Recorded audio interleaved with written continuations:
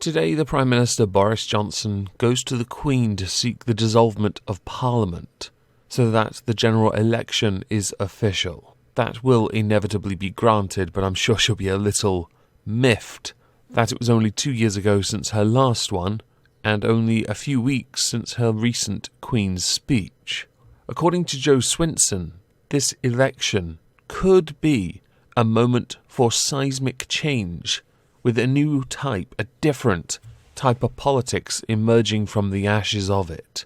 She firmly believes, that not only is change possible, but that she could do a better job than Boris Johnson or Jeremy Corbyn.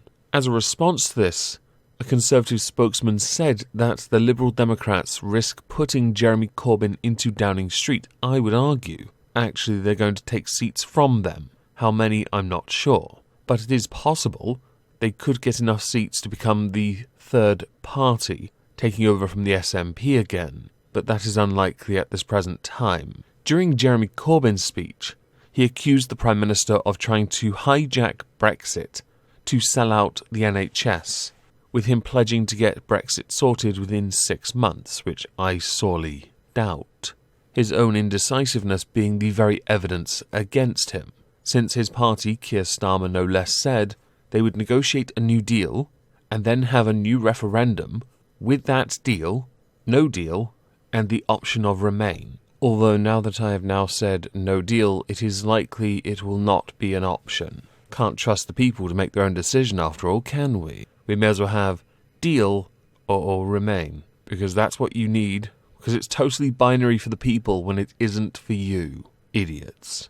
Interestingly, during that Labour speech in Harlow, Laura Pidcock stood up and said that this is the first party for the people since the 40s. And my first thought upon hearing that was, you clearly don't remember the 90s. Because I remember the 90s. I remember the hoo-ha around Tony Blair. How he was one of the people when he was anything but. His record proved it. Boris has claimed that Labour's position is essentially to go back to square one when it comes to Brexit proposals, and has urged that Jeremy Corbyn come clean on these proposals, because his proposals are still a fairly bit nebulous.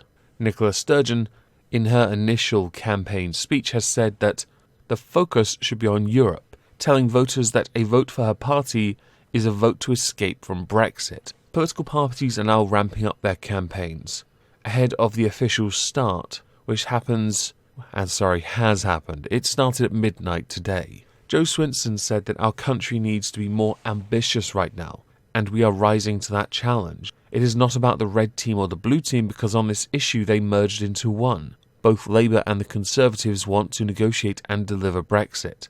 I never thought that I would stand here and say that I'm a candidate to be Prime Minister, but when I look at Boris and Jeremy, I'm absolutely certain I could do better than them. She believes, by the way, that Boris has lied to the Queen, lied to Parliament and lied to the country, and is not fit to be Prime Minister. Her accusation being that he has failed to give straight answers on the biggest issues facing this country. And yet, I should point out, he has delivered on every single one of those demands made of him. The only thing he hasn't done is honour his word that he would leave on the 31st. We would leave on the 31st of October. Out of 650 MPs, the Liberal Democrats hold 20. The majority of those aren't Liberal in the slightest. They're majority Conservative. On a one-dimensional issue, they are united. But when it comes to the rest of the policies, not so much. I do expect them to make gains. I really do. But I'm not sure how many. It's possible they'll get millions of new voters, but only end up with a couple of seats depending on how the votes play out. As they now can't rely on the 16 to 18-year-olds, thank the Lord. They have to now try and get those more centre-leaning people, filthy centrist types, to go in their direction. As far as Jo Swinson's claim goes about being Prime Minister, no, it's not going to happen. Her argument that politics is volatile, in flux and have changed because of Brexit, and that people are voting for different reasons, doesn't mean people should vote for her. The biggest problem that Liberal Democrats have Well, there are two of them. The first is that in 2010 they lied to students. No one's going to forgive them for that. The second is that their votes are distributed around the country, which is much harder for them to win seats than for other parties. In 2010, it should be noted, they got 7 million votes, but fewer than 60 seats. This is up there with UKIP getting 4 million votes in 2015, and I think it was 1 seat. The return on the votership is not quite there.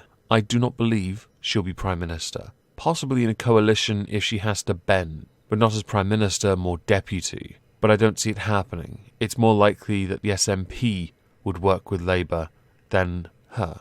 Until this election has panned out a little more, it's going to be hard to tell who's going to win. But it will be interesting to see who's going to field predominantly on Brexit and who's going to work the domestic policy that many want us to talk about instead.